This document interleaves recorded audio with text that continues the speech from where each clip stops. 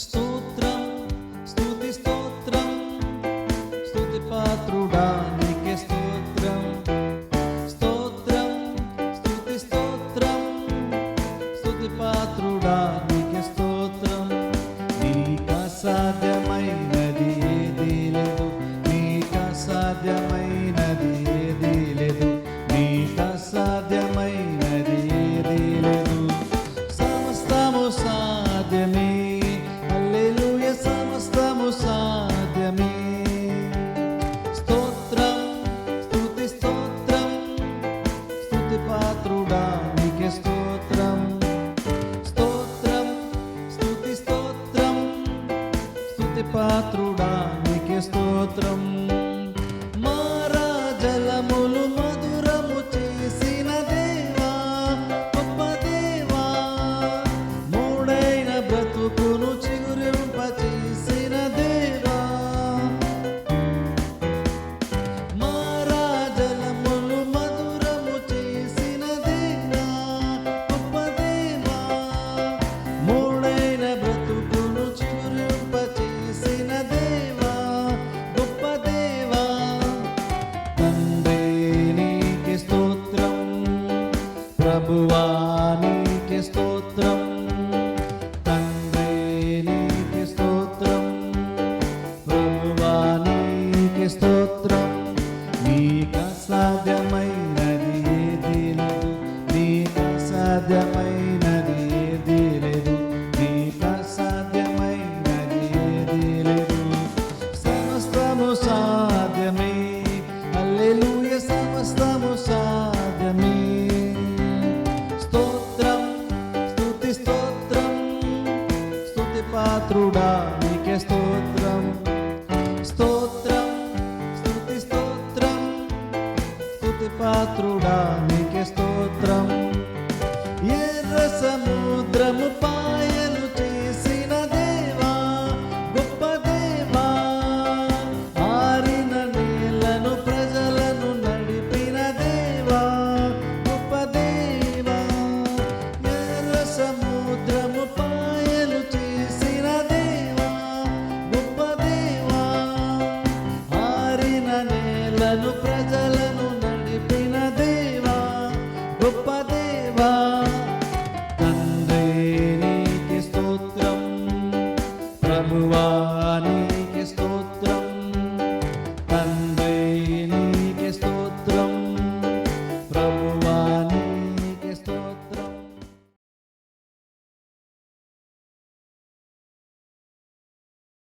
హెబ్రీలకు రాసినటువంటి పత్రిక 3వ అధ్యాయము మొదటి వచనం నేను చదువుతాను. హెబ్రీలకు రాసినటువంటి పత్రిక 3వ అధ్యాయము మొదటి వచనం నేను చదువుతాను. ఇందువలన పరలోక సంబంధమైన పిలుపులో పాలు పొందిన పరిశుద్ధ సహోదరులారా, మనం ఒప్పుకున్న దానికి అపోస్తలును ప్రధాన యాజకుడునైన యేసు మీద లక్ష్యముంచుడి. మనం కొన్ని వారముల నుండి మన విశ్వాసాన్ని గురించి మనం చూస్తున్నాం. ఈ రోజున కూడా విశ్వాసాన్ని గురించే, విశ్వాసం సంబంధించి మరొక విషయం గురించి ఈరోజు మనం చూసుకోబోతున్నాం. అది ఏంటంటే ఇక్కడ పౌలు మాట్లాడుతూ మనం ఒప్పుకున్న దాని గురించి అన్నాడు, ఒప్పుదల గురించి ఇక్కడ పౌలు మాట్లాడుతున్నాడు. మనం ఏదైతే దీనైతే ఒప్పుకున్నామో దానికి అపోస్తలును ప్రధాన యాజకుడు అయినటువంటి యేసు మీద లక్ష్యం ఉంచండి అంటున్నాడు. ఇప్పుడు చూడండి, యేసుక్రీస్తు దేనికి యాజకుడు, దేనికి అపోస్తలుడు అంటే అక్కడ పౌలు అంటున్నాడు మనకి అపోస్తలుడు, మనకి యాజకుడు అంటలేదు, కానీ మనం ఒప్పుకున్నటువంటి దానికి యేసుక్రీస్తు అపోస్తలును యాజకుడు, ప్రధాన యాజకుడు అయినటువంటి యేసు మీద లక్ష్యం ఉంచండి.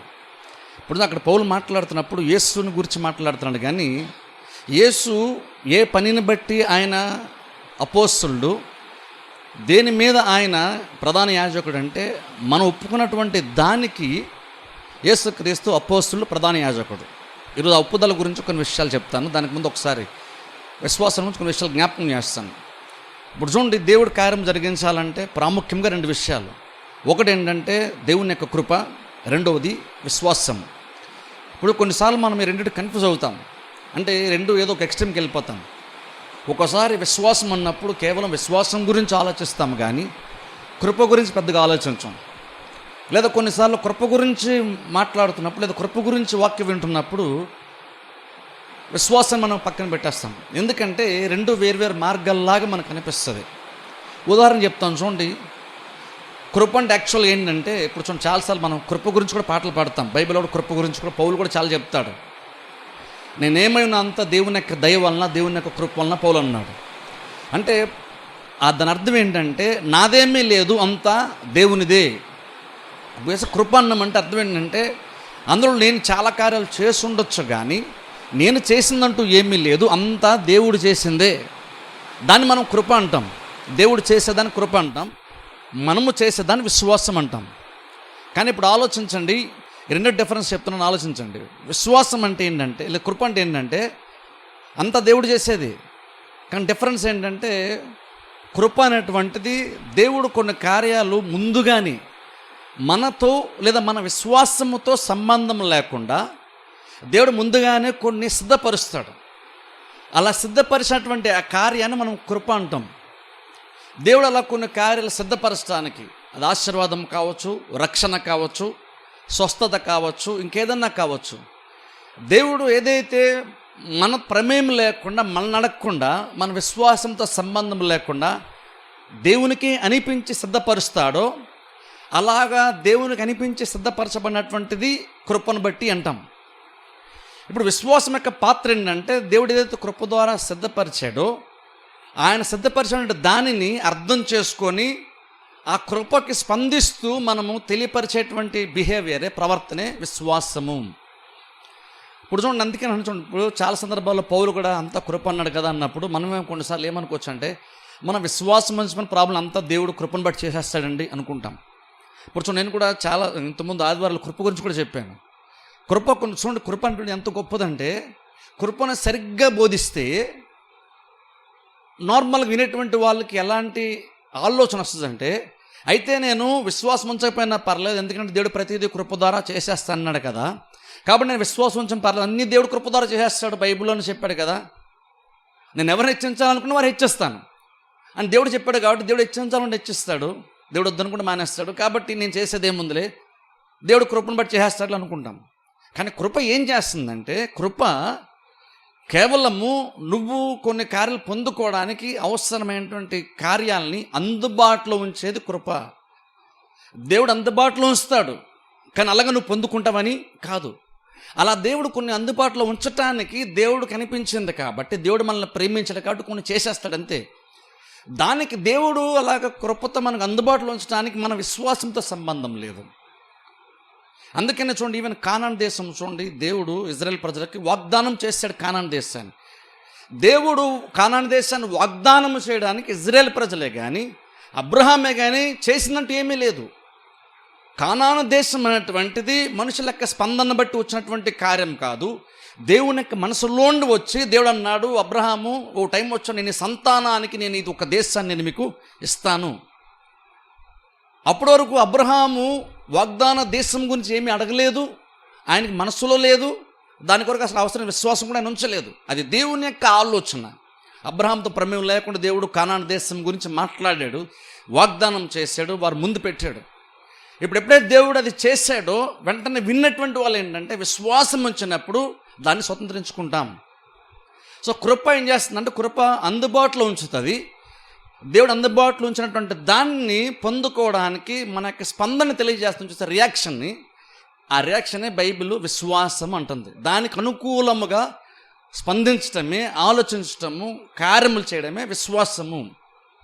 ఇప్పుడు చూడండి, ఇక్కడ ఏంటంటే దేవుడు కృప ద్వారా అన్నీ చేయాల్సింది దేవుడు చేసేసాడు. దేవుడు ఆల్రెడీ చాలా చేసాడు. నువ్వు పొందుకున్నా పొందుకోకపోయినా, నువ్వు నమ్మినా నమ్మకపోయినా, దేవుడు ఏదైతే చేద్దామన్నాడో అది అనాది కాలములోనే దేవుడు నిర్ణయం చేశాడు. అవన్నీ కూడా ముందుగానే రెడీ చేసి ఉంచాడు. ఈవెన్ ఎగ్జాంపుల్ బెస్ట్ రక్షణ తీసుకుంటే బైబిల్ ఏం చెప్తుందంటే, యేసుక్రీస్తు 2000 సంవత్సరాల క్రితం భూమి మీదకి వచ్చారు శరీరం ధరించుకొని.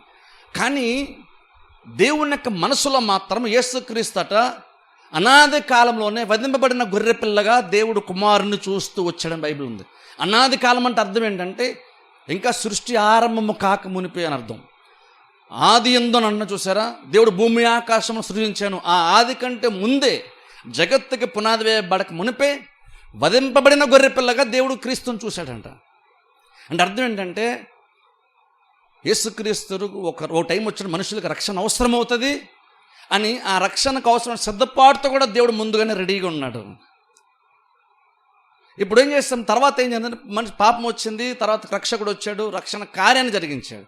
ఇప్పుడు మనుషులు మనం ఏం చేస్తాం, దేవుడు చేసిన కార్యమందు విశ్వాసం ఉంచి స్పందిస్తాం. చూసారా, అలా స్పందించినప్పుడు అనాది కాలములోనే దేవుడు నీ ప్రమేయం లేకుండా ఏదైతే సిద్ధపరిచాడో దాని విశ్వాసం ద్వారా మనం పొందుకుంటున్నాం.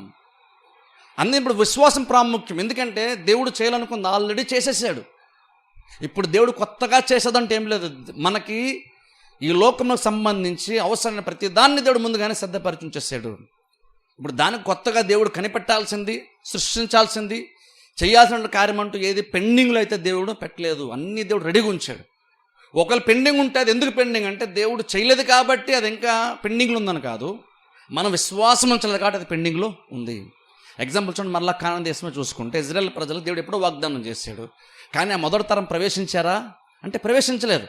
ఇంకను వాగ్దానము నిలిచుండగా, లేదా ఇంకను విశ్రాంతి నిలిచుండగా వారు ప్రవేశించలేకపోయారు అని ఎబ్రిపత్రిలో పౌలు అంటున్నాడు. అంటే అర్థం ఏంటంటే అది రెడీగా ఉంది, కానీ ఎందుకు పెండింగ్గా ఉందంటే వీరు విశ్వాసం ఉంచదు కాబట్టి అది ఇంకా పెండింగ్లోనే ఉండిపోయింది. వాళ్ళ మొదటి తరం అంతా కూడా వాళ్ళ లైఫ్ టైంలో అది పెండింగ్గానే మిగిలిపోయింది. అది అలాగ రెండో తరం యెహోషువ నాయకత్వంలో వచ్చినటువంటి వారు మాత్రమే స్వతంత్రించుకున్నారు.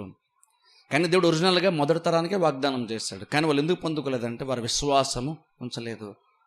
అందుకని ఇప్పుడు చూడండి, అలాగ ఆలోచించినప్పుడు దేవుని ఎప్పుడు ఎటువంటి ప్రాబ్లం లేదు. దేవుడు చేయాలనుకున్న ప్రతిదీ దేవుడు చేసేసాడు.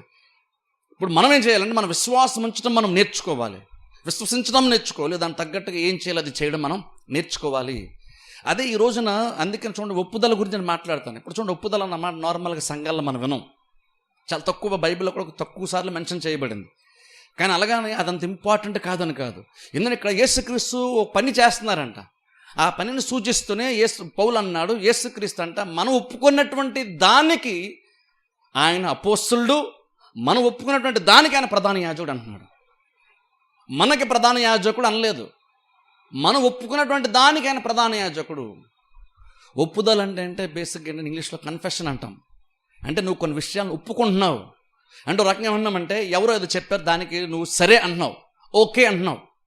అలా తీసుకున్నప్పుడు ఒప్పుదల అంటే బేసిక్ ఏంటంటే దేవుడు కొన్ని కార్యాలు చేసాడు, అలా చేసిన దానికి నువ్వు విశ్వాసం ఉంచి ఆ విశ్వాసాన్ని కనపరుస్తే ఉన్నాడు, సరే ప్రభా ఓకే అంటున్నావు. నువ్వు ఒక చెప్పాలంటే నువ్వు అది చేశాను అంటున్నావు కదా, నువ్వు నాకు ఇది ఇస్తా అంటున్నావు కదా, సరే ఓకే అని అంటూ మాట్లాడుతున్నావు. చూసారు, అనుకూలంగా ఆయన చెప్పినటువంటి దానికి చేసిన దానికి అదే విశ్వాస సంబంధమైన ఒప్పుదల.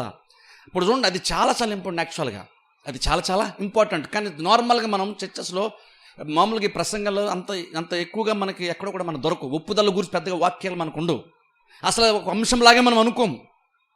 కానీ అది ఎంత ఇంపార్టెంట్ అయితే పౌలు ఇక్కడ మాట్లాడుతూ మనం ఒప్పుకున్న దానికి యేసుక్రీస్తు అపోస్తలుడును ప్రధాన యాజకుడు అన్నాడు. ఆలోచించండి. అంటే ఇక్కడ అర్థం ఏంటంటే మనం ఏదో ఒప్పుకుంటున్నామో అది చాలా చాలా ఇంపార్టెంట్ అయింది. జస్ట్ ఎగ్జాంపుల్ మరలా చెప్తాను, రక్షణే బెస్ట్ ఎగ్జాంపుల్. ఒప్పుదల ఒప్పుకోవడం ఎంత ఇంపార్టెంట్ చెప్తున్నాను. రోమపత్రిక 10వ అధ్యాయంలో మనం చూసినట్టు పౌలు మాట్లాడతాడు. ఏమని చెప్తుంటే రక్షణ పొందాలంటే ఏం చేయాలి అంటే, ఎవరన్నా ఆకాశానికి ఎక్కిపోవాలా అంటే అదేం కాదంటున్నాడు. ఎవరిని పని పాతాళానికి దిగాలా అంటే అది కూడా అవసరం లేదంటున్నాడు. అని అంటూ పౌలు ఏమంటున్నాడు అంటే, రక్షణ ఎక్కడో లేదు, మీకు అందుబాటులో ఉంది. ఇది ఎక్కడ అంటే మీ నోటను మీ హృదయంలో ఉంది, అది మేము ప్రకటించే విశ్వాస వాక్యమే అంటాడు. అక్కడ చూడండి, మొదట మేము ప్రకటించే విశ్వాస వాక్యమే అన్నాడు. మేము ప్రకటించింది ఎక్కడుంది అంటే మీ హృదయంలో, అలాగే మీ నోటన ఉందన్నాడు. అందులో ప్రేమ తెలుసా, యేసు క్రీస్తు ప్రభువని విశ్వసించి నేను నోటితో ఒప్పుకుంటే రక్షింపబడతావు. ఒప్పుదల ఎంత ఇంపార్టెంట్ ఒకసారి ఆలోచించండి. మనం రక్షకుని విశ్వాసం ఉంచని అంటాం, కరెక్ట్, విశ్వాసం ఉంచాలి. కానీ పౌలు అన్నాడంటే రక్షణ ఎప్పుడు ఆ వ్యక్తి అనుభవించగలుగుతాడు అంటే హృదయంలో విశ్వాసం ఉంచి నోటితో ఒప్పుకుంటే రక్షింపబడతావు. అంత గొప్ప రక్షణ అంటుంటిది కేవలం విశ్వాసం మీద మాత్రమే డిపెండ్ అయ్యలేదు, ఒప్పుదల మీద కూడా డిపెండ్ అయి ఉందంట. విశ్వాసం ఉంచి నువ్వు నోటితో ఒప్పుకుంటే నువ్వు రక్షింపబడతావు. ఇంతకీ ఏమని ఒప్పుకోవాలి అక్కడ అంటే దేవుడు శిల్వ కార్యాన్ని జరిగించాడు. అదే పౌలు పైన చెప్తాడు, మేము ప్రకటించే విశ్వాస వాక్యం అని స్వార్థ గురించి చెప్తున్నాడు. చూసారా, ఇప్పుడు మనం ఏం ఒప్పుకుంటున్నాము, ఏం నమ్ముతున్నాం అంటే ఏది విన్నామో సువార్తలాగా దాని యందు విశ్వాసం ఉంచుతున్నాం. ఏదైతే విన్నామో నమ్మేమో దాన్ని ఒప్పుకుంటున్నాం. అంటే ఇప్పుడు రక్షణ విషయానికి వచ్చేసరికి ఏమంటున్నాం? సువార్తలో యేసుక్రీస్తు మన కొరకు దేవుడు లోకాన్ని ప్రేమించి తన కుమారుని పంపించాడు. ఆయన మన పాపముల నిమిత్తం, మన శాపం నిమిత్తం చనిపోయాడు, తిరిగి లేచాడు. ఆయన యందు విశ్వాసం ఉంచితే రక్షణ. బేసిక్ సువార్త అది. ఇప్పుడు పౌలు సువార్త మేము చెప్పాం కదా, అప్పుడు అది ఎక్కడుంది? రక్షణ ఎంత అందుబాటులో ఉందంటే మీ నోటన మీ హృదయంలో ఉంది అంటూ ఒప్పుకుంటే, విశ్వసించి ఒప్పుకుంటే రక్షణ పడతావు. ఎందుకు ఏమని ఒప్పుకోవాలంటే, మేము ప్రకటించాం, చూసారా, దేవుడు ఒక కార్యాన్ని చేశాడు, చేసిన దాన్ని మేము మీకు ప్రకటించాం, మేము ముందు పెట్టాం, చూసారా. ఇప్పుడు మేము ముందు పెట్టినటువంటి దాన్ని ఓకే అనాలి. అంటే దేనికి ఓకే అంటున్నాం? నేను వాడుక భాష చెప్తున్నాను ఓకే అని. ఒప్పుకోవడం అంటే ఓకే అని వాడుక భాష చెప్తున్నాను. కానీ ఓకే అని దేని అనాలి అంటే, యేసుక్రీస్తు మీ కొరకు చనిపోయాడు, మీ కొరకు తిరిగి లేచాడు, మీకు రక్షణ ఇవ్వడానికి, మీకు ఆశీర్వాదం ఇవ్వడానికి చనిపోయాడు అని పౌలు ప్రకటించాడు. ఇప్పుడు విన్నటువంటి వారు ఏమనాలంటే విశ్వాసంగా ఒప్పుకోవాలంటే, అంటే ఓకే అనాలి. ఓ రకంగా చెప్పాలంటే, ఒక మాటలు చెప్పాలంటే, ఓకే క్రీస్తు మా కొరకు నిజంగానే చనిపోయాడు, అది నువ్వు నమ్మి నువ్వు ఓకే అంటే నీకు రక్షణ వచ్చేస్తుంది. ఇప్పుడు దాన్ని బట్టి ఆలోచించండి, ఒప్పుదల అక్కడ ఎంత ఇంపార్టెంట్ ఉందో చూడండి. జస్ట్ నువ్వు విశ్వసించి నోటితో ఒప్పుకుంటేనే నీ రక్షణ, ఒప్పుకోపోతే లేదు. ఎందుకంటే బైబిల్ మీరు చూడండి, పౌలు యాకోబు పత్రికలు మాడుతూ దేవుడు మనం కూడా నమ్ముతున్నాం, కానీ పౌలు అక్కడ మాడుతూ, నెక్స్ట్ వీక్ దాని గురించి కూడా చెప్తాను వీలైతే, విశ్వాసంతో పాటు క్రియల గురించి కూడా మాట్లాడుతూ అంటాడు, మీరు దేవుడు నమ్ముతున్నారని మీరు అన్నారేమో మంచిదే, కానీ దెయ్యములు కూడా నమ్మి వణుకుచున్నాయి. దెయ్యాలు కూడా నమ్మి వణుకుతున్నాయి. కానీ దెయ్యాలు కూడా నమ్మే కాబట్టి దెయ్యాలు పరలోకం వెళ్తాయా? దెయ్యాలు రక్షణ పొందుతాయా అంటే దెయ్యాలు రక్షణ పొందవు. కానీ ఒక దేవుడు అంటుండే ఆయన ఉన్నాడు, ఆయనే నిజమైన దేవుడు అని మాత్రం వాళ్ళకి తెలుసు. కానీ వాళ్ళు నోరు తెలిసి ఒప్పుకుంటాయారా దురాత్మలు దెయ్యాలంటే? వాళ్ళు ఒప్పుకోరు కాబట్టి వాళ్ళకి రక్షణ లేదు. కాబట్టి పౌలు అన్నాడంటే, మీరు నమ్ముతున్నట్టు సరిపోదు, మీరు విశ్వాసం ఉంచాలి, దాన్ని మీరు విశ్వాసం తగ్గట్టుగా మీరు ఒప్పుకుంటేనే రక్షణ వస్తుంది. ఒప్పుకోనంత వరకు నువ్వు రెస్పాన్స్ ఇవ్వనంత వరకు నీ విశ్వాసానికి దురాత్మలకి విశ్వాసానికి పెద్ద వ్యత్యాసమే లేదు. దాన్ని బట్టి ఆలోచించండి. దురాత్మలకి విశ్వాసానికి మనకి విశ్వాసానికి గొప్ప మార్పును తీసుకొచ్చేటువంటి సులువుగా అనిపించేట ఒక ప్రాముఖ్యమైన కార్యం ఏంటంటే నోటితో ఒప్పుకోవడము. అది ఒప్పుకుంటేనే రక్షణ. అప్పుడు ఆలోచించండి, ఒప్పుదల ఎంత ఇంపార్టెంట్.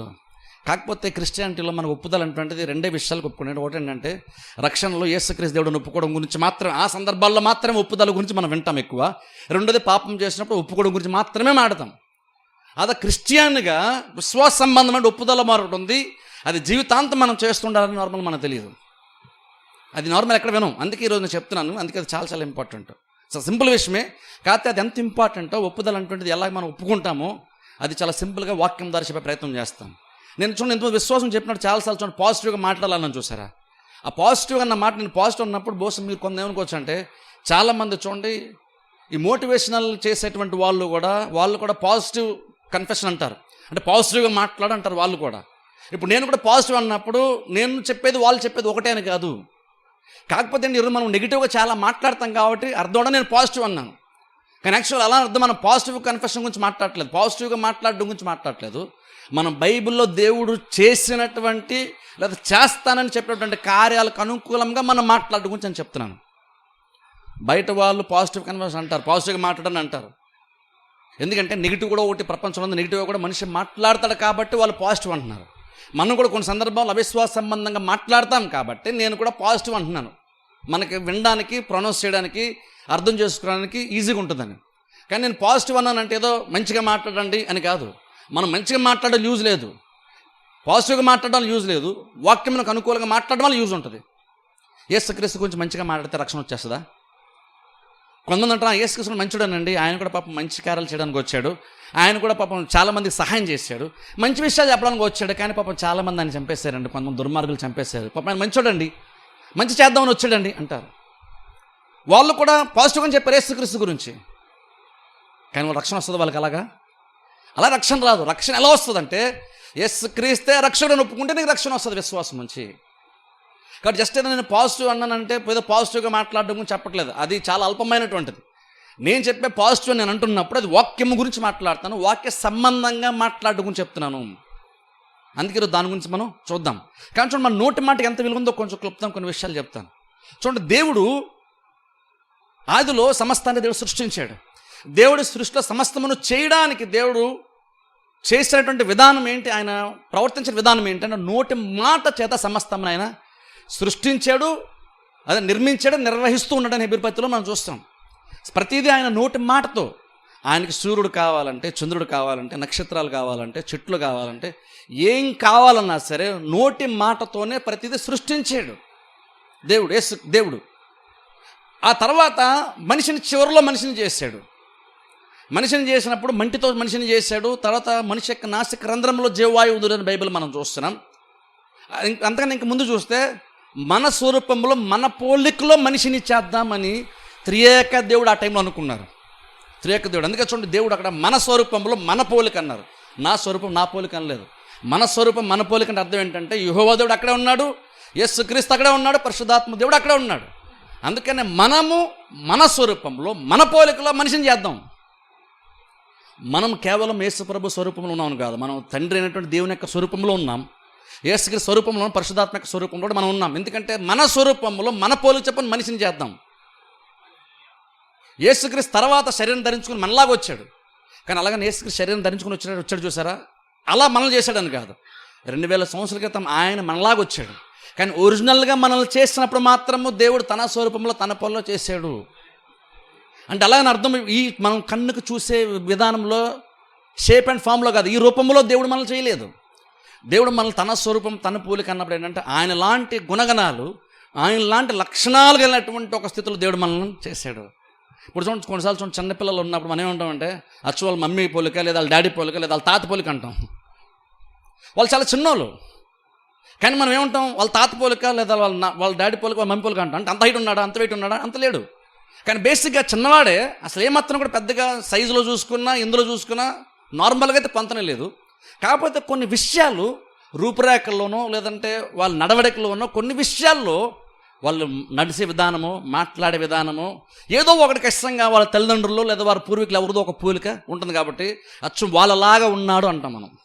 వాళ్ళ సైజులో లేడు, వాళ్ళ ఏజ్లో లేడు, వాళ్ళ వెయిట్లో లేడు, కానీ ఇంకొక మనం ఏమంటున్నామంటే వాళ్ళలాగా ఉన్నాడు అంటున్నాం.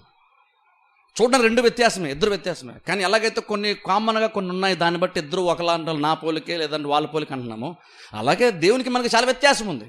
కానీ కొన్ని విషయాలు ఉన్నాయి, కొన్ని లక్షణాలు ఉన్నాయి. ఆ లక్షణాలను బట్టి దేవుడు అన్నాడంటే ఆ లక్షణాలతో మనం మనిషిని చేద్దాం. ఆ లక్షణాలు ఏంటంటే మనలాంటి లక్షణాలు కొన్ని మనిషిలో పెడదాం, మనలాంటి పోలికలు కొన్ని మనిషిలో పెడదాం. చూడడానికి దేవుడు మనిషి ఒకలాగా ఉన్నాడని కాదు, కానీ కొన్ని లక్షణాలు కొన్ని గుణాలు మాత్రం ఖచ్చితంగా దేవునికి మనకి మ్యాచ్ అవుతాయి. అందుకని దేవుడు అన్నాడు మన స్వరూపంలో మన పోలికలో మనిషిని మనం ఆ రోజున చేద్దాం అంటున్నారు. అలా మనిషిని చేసిన తర్వాత మీరు చూడండి, బైబిల్లో దేవుడు ఎక్కడా కూడా ఏదైనా చేయడానికి నోటితో మాట్లాడింది ఎక్కడా లేదు. మనిషిని చేయనంత వరకే దేవుడు నోటితో ప్రతిదీ సృష్టించాడు, చేశాడు. మనిషిని చేసిన తర్వాత దేవుడిక ఏది కూడా నేరుగా ఆయన మాట్లాడి చేయలేదు. ఎందుకో తెలుసా, మనిషిని చేశాడు చూసారా దేవుడు, మనిషిని తన స్వరూపంలో మనిషిని తన పోలికలో చేశాడు చూసారా.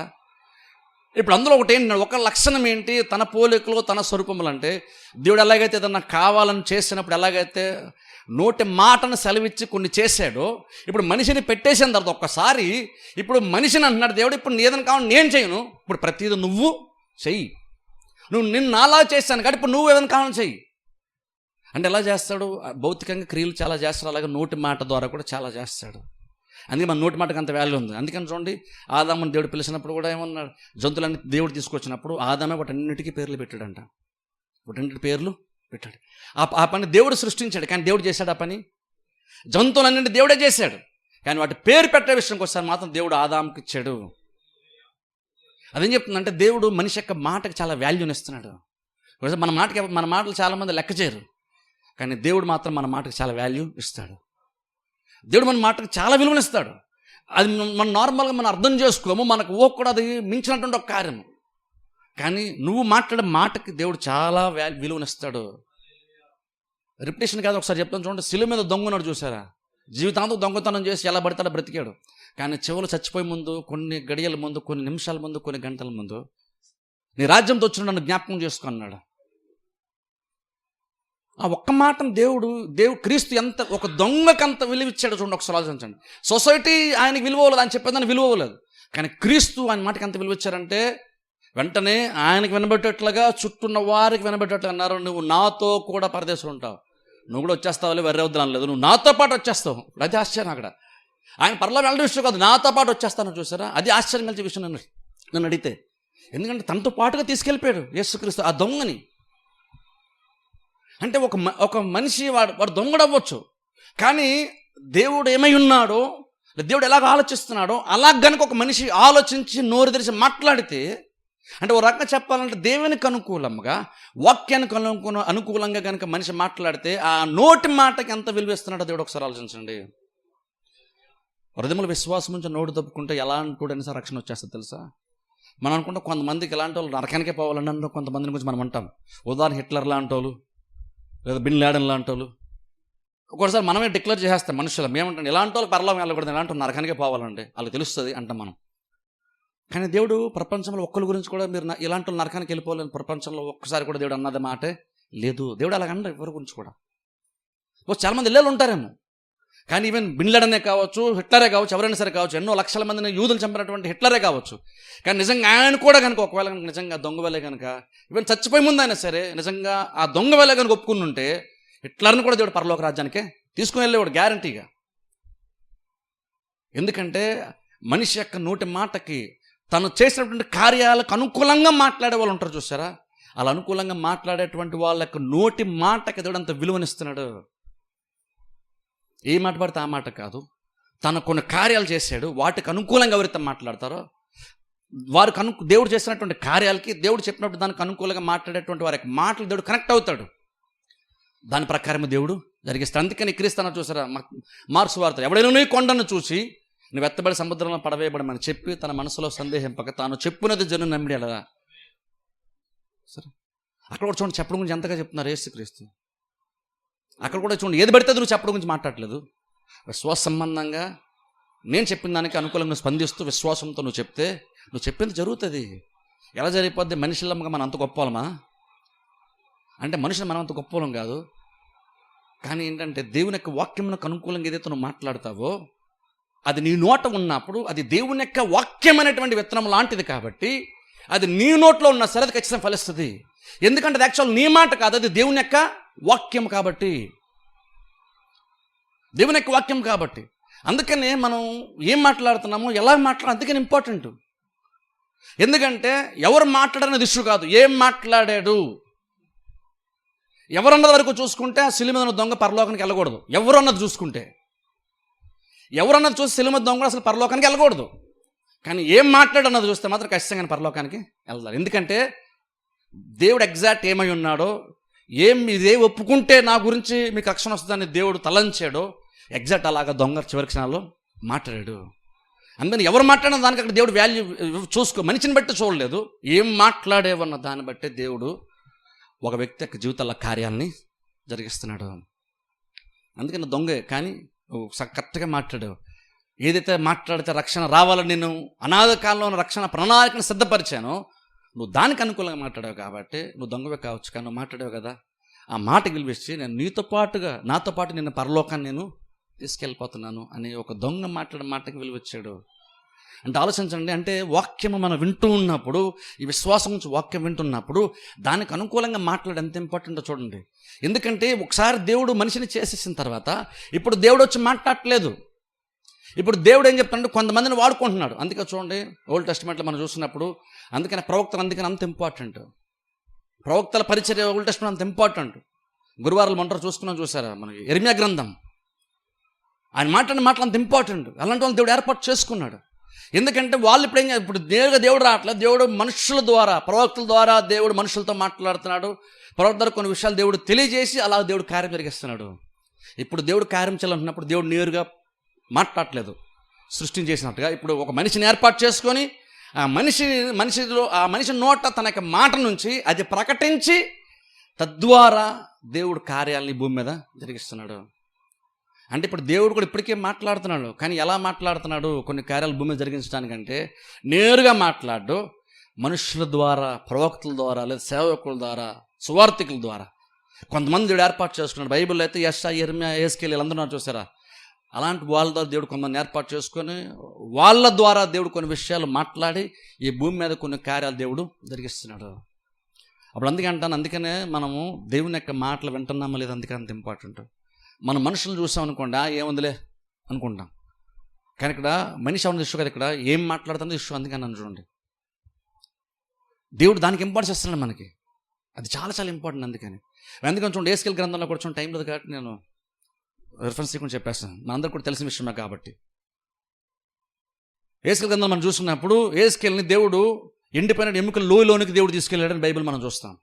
ఆడికి వెళ్ళిన తర్వాత ఏస్కేల్ దేవుడు అంటున్నాడు, నరపుత్రుడా ఇవన్నీ బ్రతకగలవా, నీకు ఐడియా ఉందా, నీకు తెలుసా అని అడిగాడు. నిజంగా నాకు తెలియదు అన్నాడు. ప్రభువా నాకేం తెలుసా, నీకే కదా తెలుస్తాయి, నీకేంటి తెలుసు అంత. అప్పుడు అంటున్నాడు, లేచి ప్రవచించలాగునా. ఏం ప్రవచించాలి అంటే, నేను చెప్తాను ఏం ప్రవచించాలో. నేను డైరెక్ట్ ఎముకలతో నేను మాట్లాడను, నువ్వు దాంతో వాటితో ఏం మాట్లాడాలో నేను నీకు చెప్తాను, నువ్వు మాట్లాడు, అప్పుడు పని అవుతుంది అని. మీరు చూడండి క్లియర్గా ప్రతిదీ కూడా ఏస్కేల్కి దేవుడు చెప్పాడు, నరపుత్రుడా ఇప్పుడు ఈ మాటను మాట్లాడు, ఇలాగ ప్రవచించు అన్నాడు. అలా ప్రవచించినప్పుడు ఎముకల్లో కదలికి వచ్చింది. అలా మళ్ళీ ప్రవచించినప్పుడు వాటికి మాంసం అలా పుడుకుంది, అలాగా విజయంగా మారినాయి. అవన్నీ యాక్చువల్గా ఎవరు మాట్లాడంటే దేవుడు ఒరిజినల్గా మాట్లాడాడు. కానీ ఆ దేవుడు ఎవరిని మాట్లాడమన్నాడు, వీటిని బ్రతికించడానికి అంటే ఏస్కేల్ని మాట్లాడమన్నాడు. ఇప్పుడు ఏస్కేల్ మాటకు నిజంగా అంత వాల్యూ ఉందా అంటే, ఏస్కేల్ నీలాంటి నాలాంటి స్వభావం గల మనిషే, ఆయనకి వాల్యూ లేదు. కానీ ఆయన అన్నప్పుడు ఆ మాట దేవుని యొక్క వాక్యమునకు సంబంధించింది కాబట్టి, ఆయన అన్న మాట దేవుడు అన్న మాట కాబట్టి, ఇప్పుడు ఏస్కేల్ మాట అన్నా సరే ఎముకలు విన్నాయి, అవి కూడా ప్రాణం పోసుకోవడం స్టార్ట్ చేసినాయి. ఎగ్జాక్ట్ దేవుడు ఇప్పుడు కూడా ఎగ్జాక్ట్ అలాగనే అంటున్నాడు. ఎగ్జాక్ట్గా ఇప్పుడు కూడా మనం అలాగే మాట్లాడమంటున్నాడు. కానీ ప్రాబ్లం ఏంటంటే మనం అలాగే మాట్లాడలేము, మనం మాట్లాడలేం. అలా మాట్లాడాలంటే బిగినింగ్ పాయింట్ ఎక్కడ అంటే, నువ్వు ఫస్ట్ ఆఫ్ ఆల్ దేవుని యొక్క వాక్యం వెంటనే నేర్చుకోవాలి. ఏ స్కేల్ ఐడియా కాదు ఇలా మాట్లాడాలని. దేవుడు చెప్పాడు, ఏ స్కేలు నువ్వేం మాట్లాడాలో నేను చెప్తాను అన్నాడు. అప్పుడు ఏం చేయాలి, ఏ స్కేల్ ఎంత జాగ్రత్త తినాలో దేవుడు ఏం చెప్తున్నాడు.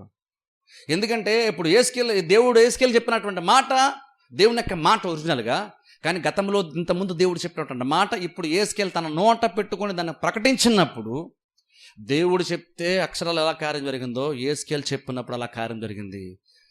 ఎందుకు అలా జరిగిందంటే దానికి కారణము, ఏ స్కేల్ మాట్లాడాడు, ఏ స్కేల్ నోట్లో మ్యాజిక్ ఉందంటే ఆయన అనుకుంటే జరిగిపోద్దంటే ఆ నోటి శక్తి ఉందని కాదు. ఏ స్కేల్ నోరు ఎందుకంత విలువైందిగా ఆ టైంలో కార్యం జరిగించిందంటే, అది దేవుని యొక్క మాట ఏ స్కేల్ యొక్క నోట ఉంది కాబట్టి. మాట దేవుడు చెప్పిన మాట ఎముకలు విన్నాయి, అవి దేవుని యొక్క మాట ఏ స్కేల్ నోట.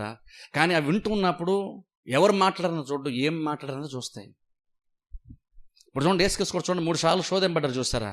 ఉపవాసం 40 రోజులు ఉపవాసం ఉన్న తర్వాత శోధింపడినప్పుడు అక్కడ యాక్చువల్గా సాతానుడు వచ్చాడు, దురాత్ముడు రాలేదు, స్వయంగా సాతానుడు వచ్చాడు యేసుక్రీస్తుని శోధించడానికి. బైబిల్ మీరు చూడండి, అలా వచ్చినప్పుడు నేను యేసుక్రీస్తును నన్ను శోధించలేవు అనలేదు క్రీస్తు. నేను యేసుక్రీస్తును నన్ను శోధించలేవు, పక్కకి జరుగు అనలేదు, పక్కెళ్ళి అనలేదు. యేసు శోధించే ప్రయత్నం కూడా చేశాడు. ఎందుకంటే వాడేమనుకున్నాడు అంటే, సాతాను కూడా అనుకున్నాడు, యేసుక్రీస్తు అని తెలుసు సాతాను కూడా, కానీ ఏమంటున్నాడంటే తన చేసే పని మీద సాతానికి ఎంత నమ్మకం ఉందంటే, నేను ఖచ్చితంగా ఈయన పడేయగలను, ఈయన శోధించేయగలను అనుకున్నాడు అని నమ్మాడు. కాబట్టి ఆ కాన్ఫిడెన్స్తో వాడు వచ్చాడు యేసుక్రీస్తు దగ్గరికి. అప్పుడు యేసుక్రీస్తు నేను దేవుణ్ణి, నువ్వు నన్ను శోధించలేవు అనలేదు. ఆయన ఏమని తెలుసా, ఆయన కూడా బైబిల్లోకి వెళ్ళి లేఖనాలు ఇలాగుందని మాట్లాడడం స్టార్ట్ చేశారు. వాక్యం మెన్షన్ చేశారు. వాక్యం మెన్షన్ అర్థం అంటే బైబిల్ గురించి మాట్లాడలేదు, దేవుని యొక్క వాక్యం గురించి మాట్లాడారు. దేవుని యొక్క వాక్యం ఎప్పుడైతే క్రీస్తు నోట ఉందో, క్రీస్తును చూసి దూరంగా పారిపోదు, కానీ క్రీస్తు నోట మాట రాగానే సాతానుడు దూరంగా వెళ్ళడం బైబిల్ మనం చూస్తాం. అంటే ఇవన్నీ క్రీస్తు కూడా ఎలాగైనా క్రీస్తుని చూసి సాతానుడు భయపడిపోలేదు ఆటోమేటిక్గా. క్రీస్తుని చూసి కానీ టెన్షన్ పడిపోయి దూరంగా పారిపోలేదు. క్రీస్తుని చూసి ఆయన వీకెస్ట్ పాయింట్లో వచ్చాడు. అంటే ఉపవాసం ఉన్నారు, ఆకలేస్తుంది, ఆ మూమెంట్లో వచ్చాడు. ఎందుకంటే వాడికి తెలిసి ఏంటంటే ఈ టైంలో శోధించగలను అనుకున్నాడు. కానీ అంత బలహీన స్థితిలో కూడా క్రీస్తు ఎప్పుడైతే ఆ నోట వాక్యం నుంచి లేఖనం ఇలా చెప్తుందని ఎప్పుడైతే 3 సార్లు కూడా వాక్యాన్ని యూజ్ చేశారో, తన నోట ఉంచారో, అప్పుడు సాతాను క్రీస్తుగాని కాదు కానీ ఆ మాటను బట్టి వెళ్ళిపోయాడు. వరకు వాక్యమైన ఖడ్గాని క్రీస్తు యూజ్ చేస్తే సాతాను పారిపోయాడని బైబిల్ మనం చూస్తాం. క్రీస్తుని చూసి పారిపోలేదు. అలాగని క్రీస్తుని అంటే సాతాను భయపడ్డాని చెప్పట్లేదు. కానీ సాతానుడు దేని నిజంగా వాడు లోబడతాడు, దేని నిజంగా భయపడతాడు, దేవుని యొక్క వాక్యము. ఎందుకంటే వాక్యం ఎప్పటికీ మారదు. దేవుడు ఏమేమి చేయగలడో అదంతా కూడా వాక్యం చేస్తుంది. ఎందుకంటే చూసారా, దేవుడు ఏదైనా చెప్పాడంటే అర్థం ఏంటంటే, దేవుడు చెప్పింది నెరవేర్చగలిగేటువంటి ఆ సమర్థత దేవుడు చెప్పినటువంటి మాటలోనే ఉంటుంది. గత వారం చెప్పిన, అందుకని మళ్ళీ జ్ఞాపకం చేసే టైం సరిపోదు. వర్షం ఎందుకు వస్తుందంటే భూమిని తడిపి విత్తనాన్ని ఫలింపజేయడానికి. అలాగే నా నోటి నుండి వచనమును ఉండును, అది నిష్ఫలం మన ఎద్దకు మరలదు, నేను పంపిన కార్యం అది సఫలపరచును. అంటే అర్థం ఏంటంటే నెరవేర్చేటువంటి గుణం కూడా వాక్యంలోనే ఉంది. ఇప్పుడు అందుకనే ఇప్పుడు మన నోట మాట ఉంచినప్పుడు దేవుని యొక్క వాక్య ప్రకారం మనం మాట్లాడినప్పుడు నీ మాట కూడా విలువ ఉంటుంది. నీ మాటను బట్టి నీకు అలాగే రక్షణ వచ్చిందో నీకు, అలాగే మన జీవితంలో ప్రతి కార్యం కూడా వాక్యాన్ని బట్టే జరుగుతుంది. ఇప్పుడు అందుకని చూడండి, వాక్యాన్ని అందుకని అంత అర్థం చేసుకోవడం ప్రాముఖ్యం. ఉపదలం చెప్పడానికి ముందు చూడండి, ఒకసారి వాక్యం గురించి కూడా 2 రెఫరెన్స్ త్వరగా చదువుతాను చూడండి, ఒకసారి చూద్దాం. యెహోషువ గ్రంథంలోకి వెళ్దాం ఒకసారి. జస్ట్ వాక్యం ఎంత ప్రాముఖ్యమో, వాక్యం యొక్క గొప్పతనం కూడా ఒకసారి చూద్దాం. యెహోషువ గ్రంథం 21వ అధ్యాయంలోకి వెళ్దాం. యెహోషువ గ్రంథము 21వ అధ్యాయము. జస్ట్ అలా చదువుతాను, మీరు ఫాలో అయితే మీకు అర్థమైపోతుంది. యెహోషువ గ్రంథం 21వ అధ్యాయము 43వ వచనం చదువుతాను చూడండి. ఇక్కడ యెహోషువ మాట్లాడుతున్న మాట, యెహోషువ తన జీవితంలో చివరి దినములకు వచ్చినప్పుడు యెహోషువ మాట్లాడుతున్నటువంటి మాటలు ఇక్కడ మనం చూస్తున్నాం. యెహోషువ గ్రంథం 21వ అధ్యాయము 43వ వచనం చదువుతున్నాను. యెహోషువ గ్రంథం 21:43 నుంచి. యెహోవా ప్రమాణము చేసి వారి పితరులకు ఇచ్చేదనని చెప్పిన దేశమంతయు ఆయన ఇజ్రాయేలులకు అప్పగించాను. వారు దాన్ని స్వాధీనపరుచుకొని దానిలో నివసించిరి. యెహోవా వారి పితరులతో ప్రమాణము చేసిన వాటన్నిటి ప్రకారము అన్ని దిక్కులందు వారికి విశ్రాంతి కలుగజేశాను. యెహోవా వారి శత్రులందరినీ వారి చేతికి అప్పగించి ఉండెను గనుక వారిలో నొక్కడును ఇజ్రాయేలు ఎదుట నిలవలేకపోయాను. గమనించండి, యెహోవా ఇజ్రాయేలుకు సెలవిచ్చిన మాటలన్నిటిలో ఏదియూ తప్పి ఉండలేదు, అంతయు నెరవేర్చండి. గమనించండి, దేవుడు అంతా ప్రతిదీ నెరవేర్చండి, ఏది తప్పు లేదండి. ఇంకొక వాక్యాన్ని చూద్దాం. 23వ అధ్యాయం చూడండి. యెహోషువ గ్రంథంలో 23వ అధ్యాయము 14వ వచనం చదువుతాను చూడండి. యెహోషువ గ్రంథంలోంచి 23:14 వచనం చదువుతాను చూడండి. ఇదిగో నేడు నేను సర్వలోకుల మార్గమున వెళ్ళుచున్నాను. మీ దేవుడైన యెహోవా మీ విషయమై సెలవిచ్చిన మంచి మాటలన్నిటిలో ఒక్కటి అయినను తప్పి ఉండలేదని మీరు అనుభవపూర్వకంగా ఎరుగుదురు. అవి అన్నీ మీకు కలిగాను, వాటిలో ఒక్కటి అయినను తప్పి ఉండలేదు. గమనించండి, ఇక్కడ యెహోషువ చివరి దినం ఉన్నాడు. మనుషులపై మార్గంలో వెళ్తున్నట్టు అర్థం ఏంటంటే, నేను కూడా అందరిలాగానే చనిపోయే టైం నాకు వచ్చేసింది. యెహోషువ నాయకత్వంలో ఇజ్రాయెల్ ప్రజలు 2వ తరం వాళ్ళు కానాను దేశానికి వెళ్ళారు. ఇప్పుడు అక్కడ నివసిస్తున్నప్పుడు యెహోషువ వృద్ధుడైపోయాడు. తన చనిపోయే మూమెంట్ వచ్చింది. చూడండి వృద్ధాప్యం చనిపోయే మూమెంట్ వచ్చినప్పుడు ఆయన ఎలా మాట్లాడతాం ఒకసారి చూడండి. ఎలా మాట్లాడతాను తెలుసా? ఇంతకుముందు చూడండి, ఎలాగైతే వాగ్దాన దేశానికి వెళ్ళక మునుపు 12 మంది వేగి చూడడానికి వెళ్ళినప్పుడు 12 మందిలో మోషే నాయకత్వంలో 10 మంది వచ్చి చెడ్డ సమాచారం చెప్పారు, 2 మాత్రం మంచి సమాచారం చెప్పారు. 2లో యెహోషువ ఒకడు, యెహోషువ కాలేబు. అప్పుడు ఎలాగైతే పాజిటివ్గా మాట్లాడాడో యెహోషువ ఇప్పటికంతా అలాగే మాట్లాడుతున్నాడు. ఇప్పుడు ఏమన్నా తెలుసు, చివరిలోకి వచ్చాడు, చివరిలోకి వచ్చి అంటున్నాడు, ఇజ్రాయెల్ ప్రజలకు చెప్తూ అంటున్నాడు, మన పూర్వీకుల పితరులకు దేవుడు వాగ్దానం చేశాడు కదా, చేసిన దాంట్లో ఒక్కటి కూడా తప్పిపోలేదు అంటున్నాడు. సరే ఆలోచన దాని గురించి. మనం అనుకుంటున్నాం మనం 100 అడిగితే దేవుడు 80-70 ఇస్తాడంటే మిగిలిన 30 అందరు దాచుకుంటాడు.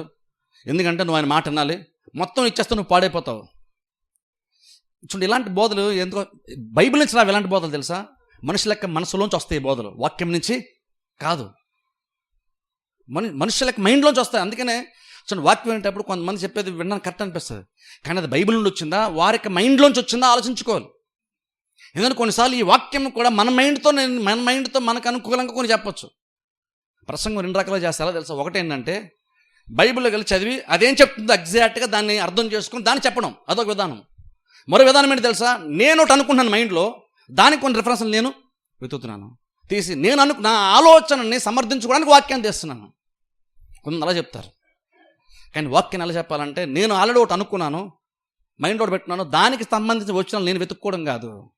నేను బైబిల్ తీసి బైబిల్ చదవాలి, బైబిల్ ఏం చెప్తుందో బైబిల్లో నేను దాన్ని అర్థం చేసుకోవాలి. కానీ నా ఆలోచన బైబిల్లో నేను బలవంతంగా ఎక్కించకూడదు. బైబిల్ మనకు చెప్తుంది, దాన్ని మనం అర్థం చేసుకోవాలి.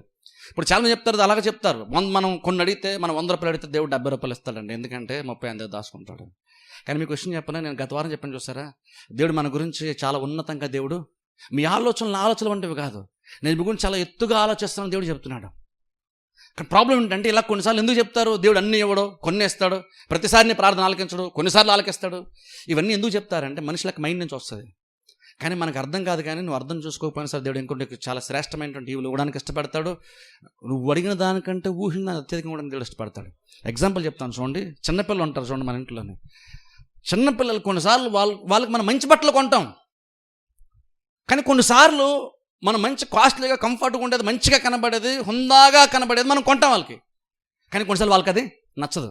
మనం పిల్లల్ని షాపు తీసుకెళ్ళాం అనుకోండి, మంచిది మనం చూస్తాం, మనం ఎంతైతే కెపాసిటీ పెట్టగలమో ఆఫ్కోర్స్ మనం తగ్గించుకొని మన పిల్లలు పెడతాం కదా. అలా చూస్తే మనం ఏం చేస్తాం, పిల్లలకి మంచిది కొందాం అనుకుంటాం. కానీ కొన్నిసార్లు పిల్లలకి అంత మెచ్యూరిటీ మైండ్ లేదు కాబట్టి మంచిదే మనం చూసినప్పుడు దాన్ని కాదని కొంచెం అంతకన్నా తక్కువ అల్పంగా కనబడితే కావాలంటారు కొన్నిసార్లు. వాళ్ళకి అర్థం కాదు కాబట్టి అలా కోరుకుంటున్నారు. ఇప్పుడు చూడండి, ఇప్పుడు మనం ఎంతగా మన పిల్లల కోసం డెడికేటెడ్గా కొంటాం తెలుసా? చిన్న చిన్న పిల్లలు కూడా కొన్నిసార్లు ఇంకా నడవను కూడా నడవరు, వాళ్ళకి బూట్లు కొంటాం మనం. పిల్లలు ఇంకా ఒళ్ళోనే పెట్టుకుంటాం వాళ్ళని, ఇంకా నడిసే కెపాసిటీ వాళ్ళు లేదు, కానీ వాళ్ళకి షూస్ కొంటాం, చాలా కాస్ట్లీ కొంటాం. ఈ రోజుల్లో పిల్లల మీద పెద్ద బిజినెస్, బట్టల షాపుల్లోని ఇట్లోనే. పెద్దల బట్టల కంటే పిల్లల బట్టల కాస్ట్ ఎక్కువ. అలాగే షూస్ ఇవి కూడా పిల్లలకు చాలా కాస్ట్ ఎక్కువ. వాళ్ళు ఇంకా నడవరు కానీ మనం కొంటాం, పిల్లలకి షూస్ కొంటాం. ఎందుకని? వాళ్ళకి అది అర్థం కాదు, వాళ్ళకి పెద్ద ఉపయోగం కాదు, అయినా మనం కొంటాం. ఎందుకంటే మన డిగ్నిటీని చూపించుకోవడానికి, మన కాళ్ళ మీద మనకి వాళ్ళంత వాల్యుబుల్లో చూపించుకోవడానికి. వాళ్ళకు కొన్ని అర్థం కాకపోయినా సరే, వాళ్ళకి అది పెద్దగా ఉపయోగంగా అనిపించకపోయినా సరే మనం వాళ్ళకి కొంటాం, వాళ్ళకి వేస్తాం వాటిని. కానీ వాళ్ళకి అవన్నీ అర్థమవుతాయా? కొన్నిసార్లు మనం మంచిది కొంటాం, కానీ నాకు అది వద్దు, నాకు అదే బాగుందంటారు వాళ్ళు. మనమే వద్దంటాం అది, ఎందుకంటే అది అంత బాగోదు వాళ్ళకి. కానీ వాళ్ళకి అది తెలుసా? తెలియదు. ఎగ్జాక్ట్ అలాగున్న కొన్నిసార్లు మన పరలోక తండ్రి కూడా మనకు చాలా మంచి వద్దాం అనుకుంటాడు, కానీ మనకంత ఆలోచన అవగాహన లేదు కాబట్టి కొన్నిసార్లు మనం తక్కువ దాన్నే అనుకుంటాం. అలాంటి మైండ్లోంచి బోధనలు వస్తాయి. దేవుడు అంతా ఇవ్వడు, కొంచెమే ఇస్తాడు. దేవుడు మన గురించి చాలా ఉన్నతంగా చేస్తాడు, చాలా విలువను ఇస్తాడు, చాలా గౌరవాన్ని దేవుడు మనకి ఇస్తాడు. చాలా మన డిగ్నిటీని దేవుడు నిలబెడతాడు, మన గౌరవాన్ని నిలబెడతాడు దేవుడు. అందుకనే నీకు అవసరం అనుకున్న దానికంటే కొంచెం బెటర్గా దేవుడు ఇవ్వడానికి ఇష్టపడతాడు. ఇక్కడ యెహోషువ అంటున్నాడు, జీవిత చివరిలోకి వస్తా అంటున్నాడు, దేవుడు చెప్పిన ప్రతి మాట కూడా నెరవేరింది. అక్కడ అన్నాడు చూడండి, ఒక్కరు కూడా తప్పిపోలేదు. అలా మనిషి చెప్పగలడు. అలా చెప్పాలి. ఎంత విశ్వాసం ఉండాలి, ఎంత గ్రహింపు ఉండాలి, ఎంత ఆత్మీయ జ్ఞానం ఉండాలి ఆలోచించండి. దేవుడు చెప్పాడు కానీ చేయలేదండి ఎందుకు అని చాలామంది అంటారు. కానీ జీవితంలో చివరికి వచ్చినంత ఎన్నో చూశాడు. అంటే అన్నాడు, ఇజ్రాయెల్ ప్రజలతో ప్రకటిస్తా అంటున్నాడు, నేను ఇప్పుడు చివరికి వచ్చాను, అందరూ చనిపోయేటువంటి అదే దారి నేను వెళ్తున్నాను, కానీ మీకు మాట గుర్తు చేస్తున్నాను వినండి. దేవుడు మన పూర్వీకులకు కొన్ని మాటలు వాగ్దానం చేశాడు, అందులో ఒక్కటి కూడా తప్పిపోలేదు, అన్ని దేవుడు నెరవేర్చాడు. ఇది ఎందుకు చూపిస్తాను తెలిసి రెఫరెన్స్లు అంటే, దేవుడు ఏదైనా చెప్పాడంటే ఆయన చేయకుండా ఉండడం అర్థం. ఇంకొక మాట చూద్దాం చూడండి ఒకసారి, త్వరగా మొదటి రాజుల గ్రంథంలోకి వెళ్దాం ఒకసారి. మొదటి రాజుల గ్రంథం 8వ అధ్యాయంలోకి వెళ్దాం. మొదటి రాజుల గ్రంథము 8వ అధ్యాయము, మొదటి రాజుల గ్రంథం 8వ అధ్యాయము 56వ వచనం నేను చదువుతాను చూడండి. మొదటి రాజుల గ్రంథం 8వ అధ్యాయము 56వ వచనం. ఇక్కడ చూడండి, సొలొమోను దేవుని యొక్క మందిరాన్ని ప్రతిష్ఠించిన తర్వాత ఆయన ప్రార్థించి ఇజ్రాయెల్ ప్రజలను దీవిస్తూ మాట్లాడుతున్న మాట. ఇక్కడ మందిరాన్ని ప్రతిష్ఠించిన తర్వాత సొలొమోను మాట్లాడుతున్న మాట. 56వ వచనం, 8వ అధ్యాయం, మొదటి రాజులు 8వ అధ్యాయం 56వ వచనం. ఇట్లనగా తాను చేసిన వాగ్దానం అంతటిని బట్టి ఇజ్రాయేలుకు తన జనులకు నెమ్మది దయచేసి యెహోవాకు స్తోత్రము కలిగి ఉండును గాక. తన దాసుడైన మోషే ద్వారా ఆయన చేసిన శుభ వాగ్దానంలో ఒక్క మాటైనా తప్పిపోయినది కాదు. ఇప్పుడు నిజంగా చూడండి, భక్తులు వారికి అనుభవాన్ని చెప్తున్నారు. వాళ్ళందరూ సొలొమోను అసలు మోషేని చూడలేదు, కానీ బైబిల్లో చదివి పూర్వీకుల ద్వారా ఇన్ఫర్మేషన్ తెలుసుకున్నాడు. కానీ ఇప్పుడు టైం వచ్చినప్పుడు మందిరాన్ని దేవుని కొరకు ప్రతిష్ఠించిన సందర్భంలో సొలొమోను ఏం మాట్లాడో తెలుసు ఇజ్రాయెల్ ప్రజల గురించి? దేవుడు ఏదైతే మోషేకి వాగ్దానం చేశాడో, మోషే చనిపోయాడు, వెళ్ళిపోయాడు, చాలా తరాలు గడిచిపోయి మనం ఇప్పుడు ఈ తరంలో ఉన్నాం. కానీ వాడు గ్యారంటీగా ఏం చెప్పచ్చు తెలుసు? దేవుడు ఏదైతే మోషేకి చెప్పాడో చెప్పింది, మోషే ఇప్పుడు లేడు చూడడానికి, అయినా సరే ఇంకొను దేవుడు ఏదైతే చేస్తానని చెప్పాడో ఒక్కటి కూడా తప్పిపోకుండా దేవుడు ప్రతిదీ కూడా చేశాడు. చెప్పిందేమో వేరే వాళ్ళకి, కానీ చేసింది వేరే వాళ్ళ లెక్క జీవితంలో. ఈ రెఫరెన్స్ ఎందుకు చూపిస్తా అంటే, దేవుడు ఒకటి చెప్పాడంటే ఖచ్చితంగా దాన్ని చేసే తీరుతాడు. ఎందుకు మనం ఒప్పుకోవాలని చెప్తున్నానంటే, ఎందుకు దేవుని యొక్క వాక్యంకు అనుకూలంగా మాట్లాడాలని చెప్తున్నానంటే, దేవుడు ఒకటి చెప్పాడంటే చేయకుండా ఉండడు. అందుకేమంటానంటే, ఏదన్నా మారుతుంది కానీ వాక్కు మారదు కాబట్టి నీ నోట దేవుని యొక్క మాట ఉండడం అవసరం. ఎందుకంటే వాక్యం నాకు ఆ గుణము ఉంది, ఇప్పుడు చూడండి, నేను ఒప్పుదల అనగానే ఆటోమేటిక్ అనుకుంటామంటే దేవుడు ఏం చెప్పాడో దాన్ని మనం చెప్పాలా అంటే, దేవుడు ఏం చెప్పాడో దాన్ని మనం చెప్పాలని కాదు. అంటే ఇప్పుడు చూడండి, ఇంగ్లీష్లో కన్ఫెషన్ అంటారు, చాలామంది తెలియపోవచ్చు మీలో. దాన్ని కొంతమంది ఏంటంటే తెలుగులో జపం లాగా కూడా అంటారు. చూడండి, కొంతమంది చూడండి ఏవో గింజలు అంటే ఏదో పెట్టిన అంటూ ఏదో ఒకటే పదానికి ఏదో ఒక స్టేట్మెంట్, ఒక లైన్ అలాగా 10 సార్లు, రోజు 100 సార్లు అలా అంటూ ఉంటారు. నేను చెప్పేది ఒప్పుదల అంటే అది దాని నుంచి మాట్లాడలేదు. ప్రతిసారి హల్లెలూయా అనే స్తోత్రం 100 సార్లు అంటాం, 200 సార్లు అంటాం, ఊరికి అంటాం, దాని గురించి మాట్లాడట్లేదు. ఈ రోజులో అసలు హల్లెలూయా స్తోత్రాలకు వాల్యూ లేదు. ఆలోచన వస్తే హల్లెలూయా అంటాం, తుమ్ము వస్తే స్తోత్రం అంటాం. మనకి ఇప్పుడు దానికి వాల్యూ లేదు మనకి యాక్చువల్గా. ఆ వాల్యూ అన్యులు తీసేయలేదు, దానికి వాల్యూ మనమే తీసేసాం. దేని బట్టి దానికి ఆ పదాలు వాడి. అందుకని చర్చలు ఎక్కువ హల్లెలూయాలు స్తోత్రాలు చెప్పను, మీరు కొంతమందికి ఆశ్చర్యం అవుతుంది. దానికి చాలా వాల్యూ ఉంది.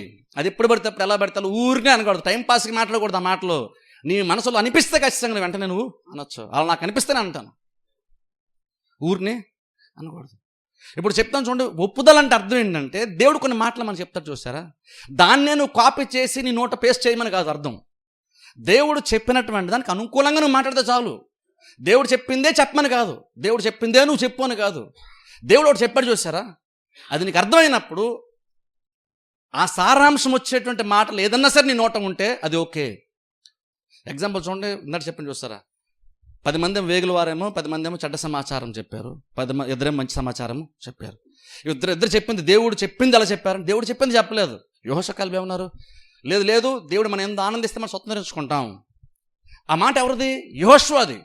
కానీ ఆ మాట ఎలా అనగలిగాడు యెహోషువ?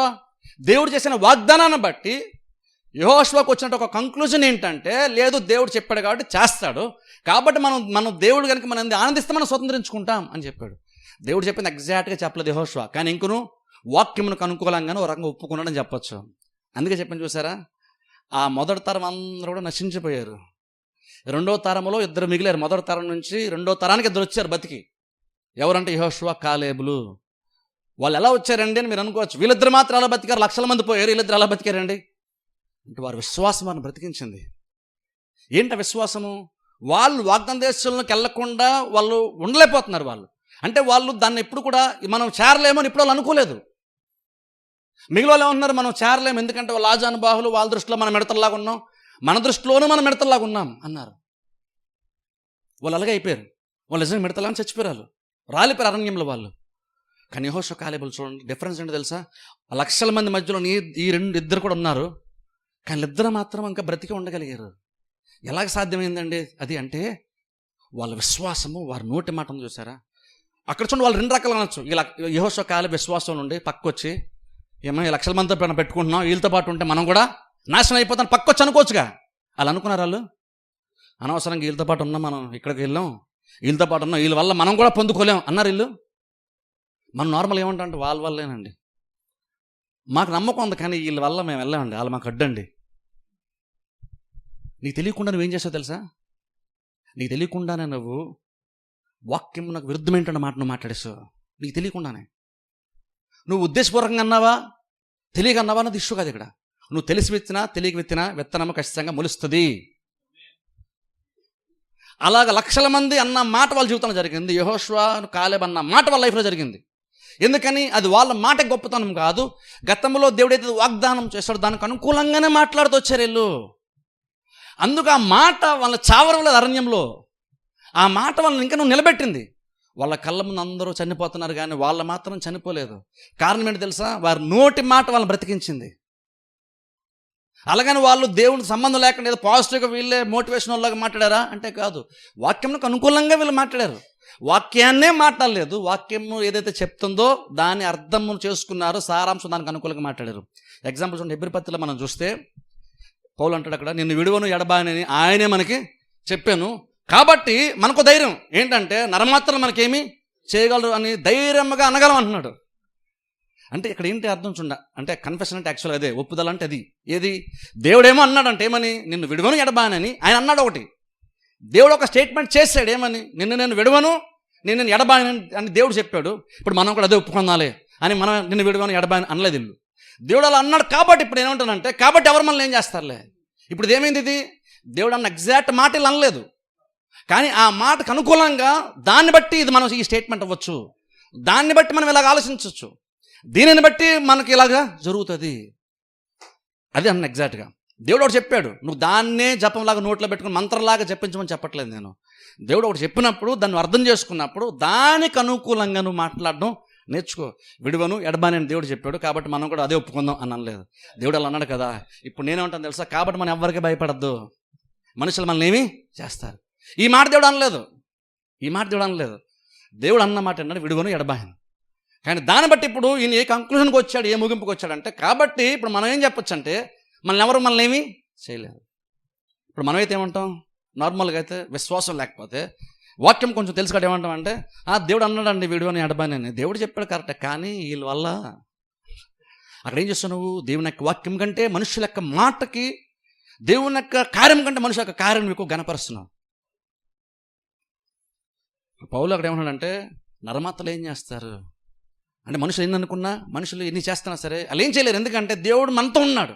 ఆయన విడువని అన్నాడు, ఎడబాని అన్నాడు. కాబట్టి ఆయన మనతో ఉండగా మనుషులు మనల్ని ఏం చేయగలుగుతారు? చిరగడు మనం ధైర్యంగా చెప్పగలుగుతాం ఈ విషయం. మనుషులు మనల్ని ఏం చేస్తారని చెప్పగలము. సరే, ఒక దేవుడు ఒక స్టేట్మెంట్ ఇస్తే దానికి నమ్మి దాన్ని అర్థం చేసుకున్నవాడు దాని అర్థమైంది కాబట్టి ఇప్పుడు దాన్ని బట్టి ఇంకో వేరే రకమైన స్టేట్మెంట్ ఇచ్చాడు. అదే విశ్వాస సంబంధమైనటువంటి ఒప్పుదల అంటున్నాను. అలాగే మనం కూడా దేవుడు చాలా వాగ్దానాలు చేశాడు చూసారా, ఆ వాగ్దానం అర్థం చేసుకున్నప్పుడు దానికి అనుకూలంగా మాట్లాడడం. అంటే అలాగే ఇప్పుడు దేవుడు ఉదాహరణ మనం చూస్తే నేను స్వస్థపరిచి యెహోవాను నేనే, దేవుడు ఓల్డ్ టెస్ట్మెంట్లో చెప్పాడు. అలాగే న్యూ టెస్ట్మెంట్కి వచ్చేసరికి ఆయన పొందిన దెబ్బల చేత మనకి స్వస్థత. ఆరోగ్యం విషయానికి వచ్చేసరికి దేవుడు అది చెప్పాడు. దేవుడు ఒక స్టేట్మెంట్ ఇచ్చాడు, నేను పొందిన దెబ్బలు బట్టి నీకు స్వస్థ వస్తాను దేవుడు చెప్పాడు. నేను వాక్ని పంపి మిమ్మల్ని బాగు చేస్తాను దేవుడు ఆ స్టేట్మెంట్ ఇచ్చాడు. ఇప్పుడు నువ్వేమన్నా, నువ్వు పేషెంట్ అయితే ఏమన్నా మనం, ఆయన పొందిన దెబ్బలు చేత నాకు స్వస్థత కాబట్టి నేను బలవంతులుగానే ఉంటాను, నేను బలహీనుని ఇప్పుడు బలవంతుని అనుకుంటాను.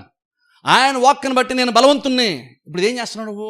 ఆ మాట ఎగ్జాక్ట్ నువ్వు నోట్లో పెట్టుకొని కన్ఫెషన్ లాగా పాజిటివ్గా చెప్పట్లేదు, జపంలాగా తిరిగి అదే చెప్పట్లేదు. కానీ ఆ మాటను దేవుడు ఇలా అన్నాడు, దేవుడు ఇలా చేసాడు కాబట్టి ఇప్పుడు నేను ఇలా చెప్పచ్చు. కాబట్టి నేను చావు, నేను బ్రతుకుతాను. కాబట్టి నేను బలహీనుని కాదు, నేను బలవంతుణ్ణి. ఎప్పుడు నేను బలహీనున్నా అప్పుడు ఆయన కృప ఉంటుంది కాబట్టి అప్పుడే నేను బలవంతుణ్ణి. ఈ స్టేట్మెంట్ ఎలా వస్తున్నాయి మనకి? దేవుడు చెప్పలేదు, దేవుడు ఒక మాట చెప్పాడు ఆరోగ్యం గురించి, వాగ్దానం చేశాడు. దాన్ని బట్టి స్టేట్మెంట్ మనం చెప్తున్నాం. అది విశ్వాసం ఒప్పుదల అంటే అది. ఇప్పుడు అందుకని ప్రాబ్లమ్స్ ఉన్నప్పుడు మనం ఏమంటాం? యెహోవా నా కాపరి నాకులేం కలగదు అంటున్నాం. ప్రాబ్లమ్స్ ఉన్నప్పుడు, లోటున్న ఆర్థిక ఇబ్బందులు ఉన్నప్పుడు ఎందుకు మనం పాడతాం? ఎందుకు అన్నిసార్లు మనం పాడడం అవసరం? ఎందుకు కూడా పాడడం చూసారా మనం? ఓటమే లేదు, ఓటమే నాకు లేదు, జయమల్లప్పుడు ప్రతిసారి మనం జయం పొందుతున్నాం అంటే పొందట్లేదు, కానీ పొందాలి కాబట్టి పాడుతున్నాం. ఇప్పుడు చాలా అనుకుంటే పాట కొంచెం ఓవర్గా ఉందండి, మనం ప్రతిసారి గెలవట్లేదు కదా, ప్రతిసారి ఎలా పాడతాం? ప్రతిసారి గెలినప్పుడు ప్రతిసారి ఎలా పాడతాం అంటే అక్కడ నువ్వు ఎక్స్పీరియన్స్ చేసేది పాడమని కాదు, నువ్వేది ఎక్స్పీరియన్స్ చేద్దామనుకుంటున్నావో దాన్ని పాడు. అందుకని పాట అనేటువంటిది ఒక రకంగా నీ నోటు నుంచి వచ్చేటువంటి ఒప్పుదల, విశ్వాసమో ఒప్పుదల లాంటిది అంటున్నాను. అందుకని అన్నిసార్లు పాడడం కొన్నిసార్లు మనకు అవసరం. దేవుడు మన గురించి ఏంది చెప్పాడు దాన్ని ఎస్టాబ్లిష్ చేస్తున్నాం మనం, దాన్ని స్థిరపరుస్తున్నాం మనం. లోకంలో ప్రాబ్లమ్స్ ఉండొచ్చు, లోకంలో రోగాలు ఉండొచ్చు, బలహీనత ఉండొచ్చు, లేమి ఉండొచ్చు, ఇబ్బంది ఉండొచ్చు, నీ కష్టం కొన్నిసార్లు వ్యర్థంగా మారిపోవచ్చు, ఇవన్నీ ఉండొచ్చు. కానీ కష్టం వేస్ట్ అయిపోతుంది కాబట్టి నేను డ్యూటీ చేయడమే వేస్ట్, ఉద్యోగం చేయడమే వేస్ట్ అన్నావంటే నువ్వు ఆశీర్వాదం కొట్టేస్తాను అర్థం. అలా అనకూడదు. దేవుడు నా చేతి పని ఆశీర్వదిస్తాను దేవుడు చెప్పాడు. నువ్వు అది దానికి అనుకూలంగా మాట్లాడాలి. నా కష్టం తగ్గ ప్రతిఫలం నా మేనేజ్మెంట్ నాకు ఇవ్వట్లేదు, కానీ దేవుడు నా చేతి పని ఆశీర్వదిస్తాను చెప్పాడు కదా. నువ్వు అలాగ ఆలోచించి అలా మాట్లాడుతూ లేదా అలా పాడుతూ అలాగ నువ్వు బిహేవ్ చేస్తూ ఉన్నప్పుడు అది దేవుని యొక్క మాట నీ నోట ఉంది కాబట్టి అది ఖచ్చితంగా నీ జాబ్ మీద, నీ శాలరీ మీద ఖచ్చితంగా నాకు ఎఫెక్ట్ ఉంటుంది. ఎందుకంటే అక్కడ నువ్వేదో అన్నావు జరిగిపోద్దని కాదు, దేవుని యొక్క వాక్యాన్ని నువ్వు అన్నావు చూస్తారా ఏ స్కేల్ లాగా, అందుకు ఆ మాట కార్యం జరిగిస్తుంది. అందుకని ఆ మాట అందుకంత ఇంపార్టెంట్ అంటున్నాను నేను. ఇప్పుడు బైబిల్ రెఫరెన్స్ తీసుకున్న టైం సరిపోతే చెప్పేస్తాను, మీకు అందరూ తెలిసిన విషయాలు చాలా వరకు. రాహాబు ఉంది చూసారా, వీళ్ళు వేగి చూడడానికి వెళ్ళినప్పుడు, ఎరుకో పట్టణంలోకి వేగి చూడడానికి వెళ్ళినప్పుడు ఇద్దరు వేగి చుట్టూ వెళ్ళి చూసారా, వాళ్ళిద్దరిని ఈమె దాచింది. యాక్చువల్గా ఆ ఎరుకో పట్టణంలో సైనికులు వచ్చి వేగిలో ఎవరిద్దరు వచ్చారంట కదా అని అడిగినప్పుడు వీళ్ళు దాచి రిస్క్ చేసి ప్రాణాలు సైతం తెగించి వాళ్ళని దాచి వాళ్ళని డైవర్ట్ చేసేసింది. ఈమె డైవర్ట్ చేసి అప్పుడు ఏమంటుంది తెలుసా? అప్పుడు ఈమె వీళ్ళతో ఉంటుంది ఏమని తెలుసా? ఖచ్చితంగా మీ దేవుడు ఎలాగైనా మీ జీవితాల్లో కార్య జరిగించడం మాకు తెలుసు. ఒక్కసారి చూద్దాం, చూడలేదు ఒక్కసారి ఆ మాట చూద్దాం, చాలా ఇంపార్టెంట్ అది. యెహోషువ గ్రంథము 2వ అధ్యాయంలోకి వెళ్దాం ఒకసారి చూడండి. యెహోషువ గ్రంథము 2వ అధ్యాయం. యెహోషువ గ్రంథము 2వ అధ్యాయం అన్న మాట చాలా ఇంపార్టెంట్, అందుకని దాన్ని చూద్దాం. యెహోషువ గ్రంథము 2వ అధ్యాయము 9వ వచనం నుండి చదువుతాను చూడండి. వాళ్ళతో అంటుంది, ఏమంటుంది తెలుసా? యెహోవా ఈ దేశమును మీకు ఇచ్చుచున్నాడనియు, మీ వలన మాకు భయం పుట్టిననియు, మీ భయము వలన ఈ దేశ నివాసులందరికీ ధైర్యం చెడుననియు నేను ఎరుగుదును. మీరు ఐగుప్తు దేశం నుండి వచ్చినప్పుడు మీ ఎదుట యెహోవా ఎర్ర సముద్రపు నీరును ఎలాగూ ఆరిపోజేసాను, యోర్దాను తీరమునున్న అమోరీల 2 రాజులైన సిహోనుకునకును ఓగునకును మీరేమి చేసేతరో అనగా మీరు వాటిని ఎలా నిర్మూలం చేసేతరో ఆ సంగతి మేము వింటిమి. మేము వినినప్పుడు మా గుండెలు కరిగిపోయాను. మీ దేవుడైన యెహోవా పైన ఆకాశమందును కింద భూమి అందును దేవుడే.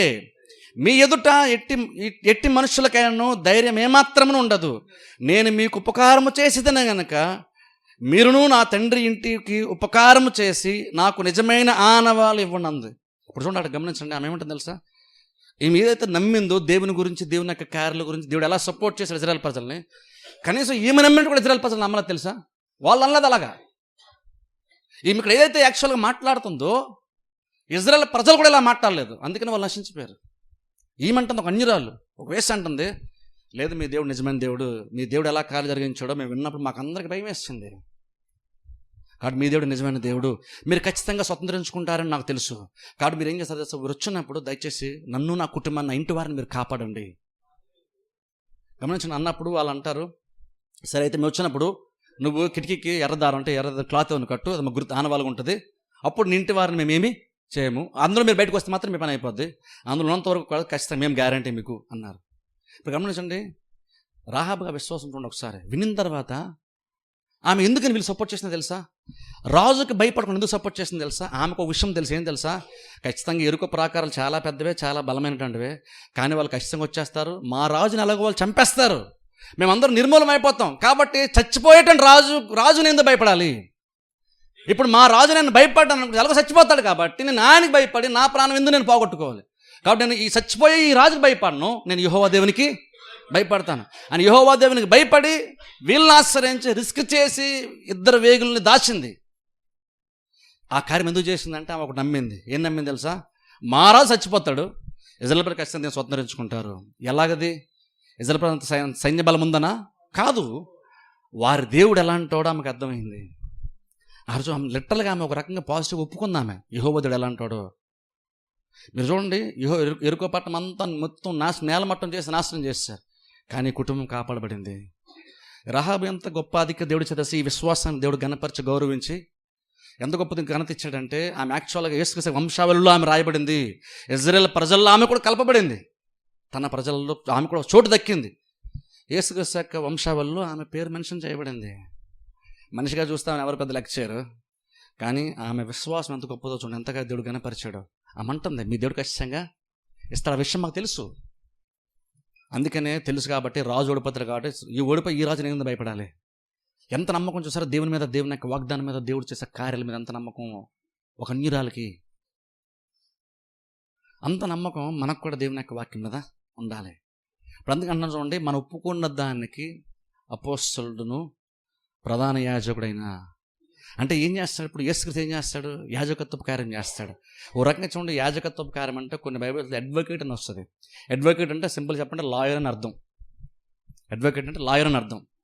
మనకి ఏదైనా ప్రాబ్లం ఉందనుకోండి, కోర్టు కేసెస్ అనుకోండి, మన లాయర్ని ఆశ్రయిస్తాం, మనం కూడా లాయర్తో పాటు కోర్టుకి వెళ్తాం, ఆ జడ్జి ముందు మనం నిలబడతాం, అంతా లాయరే చూసుకుంటాం, అంతా లాయరే వాదిస్తాడు. కానీ ఎక్కడో ఓ దగ్గర మధ్యలో 1-2 క్వశ్చన్స్ ఏవో మనల్ని వేస్తారు. అలా వేసినప్పుడు లాయర్ ఏం ఎక్స్పెక్ట్ చేస్తాడు తెలుసా? తాను ఏదైతే చెప్తూ ఆ యొక్క జడ్జికి ఏదైతే చెప్తూ వాదిస్తూ వచ్చాడో, నువ్వు బోన్లో నిలబడినప్పుడు నీకు అనుకూలంగా తీర్పు రావాలంటే నేను మాట్లాడిన దానికి అనుకూలంగా నువ్వు ఒప్పుకో అంటాడు. కన్ఫెషన్ అంటే ఏంటి ఇక్కడ? అదే ఒప్పుకోండి అని చూడండి, నేర ఒప్పుకోవడం అంటాను చూసారా? లేదా నేను ఒప్పుకోవట్లేదు. అక్కడ కోర్టులో ఎంత వాల్యూ ఉంది చూడండి, నోటి మాటకి. నేనే మర్డర్ చేశానంటే నువ్వు చేయపని తీసుకెళ్ళిపోతారు లోపలికి, చేయకపోయినా సరే చేశానంటే తీసుకెళ్ళిపోతారు.